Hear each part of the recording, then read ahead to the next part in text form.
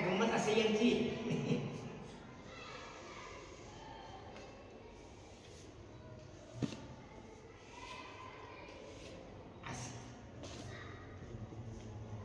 पृथ्वीचा एक अर्धा भाग,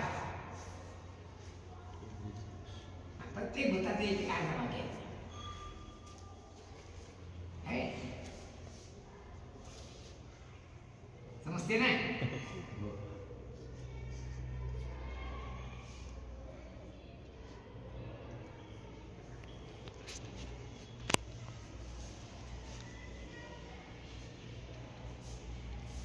आता एक जग एक पृथ्वीचा अर्धा भाग झाला नाही. याचा एक कस्टमर भाग, याचा एक प्रत्येकाचा एक कस्टमर भाग आहे. सगळ्याचे कस्टमर घेत हा 1 2 3 4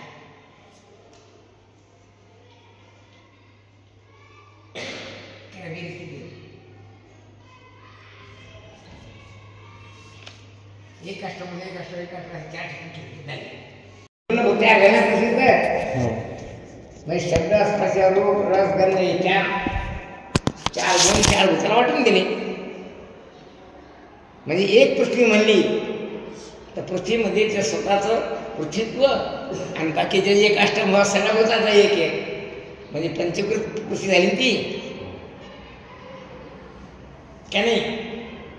असं सगळ्या भूतात समजायचं. मग सगळ्या भूताचे गुण सगळ्या भूतामध्ये मिश्रित झाले.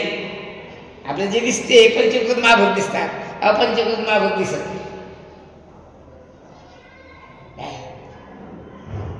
कशामध्ये सांगितलं. काय सांगितलं. पृथ्वी या शब्दामध्ये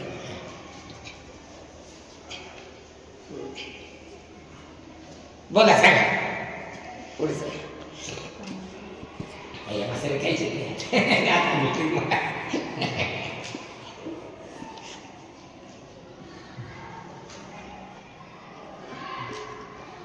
श्री भगवान म्हणतात ही जी माझी तस्मात आत्मना आकाशात संगतम या श्रुतीप्रमाणे पहिले आकाश उत्पन्न झालं.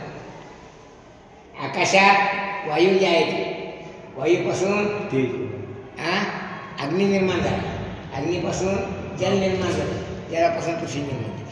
अशी याची उत्पत्तीची प्रक्रिया आहे कशी. आणि ज्यावेळा जगाची स्थिती निर्माण होते त्यावेळा प्रत्येक भूताचं पंचकरण केलं जातं ईश्वरी इच्छेने. म्हणजे ते दृष्टीचा विषय होता. शब्दस्पर्श रूप रसगंध हे जे गुण आहेत यांना शास्त्रामध्ये तन्मात्रा म्हणतात. रूप तन्मात्रा, जल तन्मात्रा असं म्हणतात. बोला.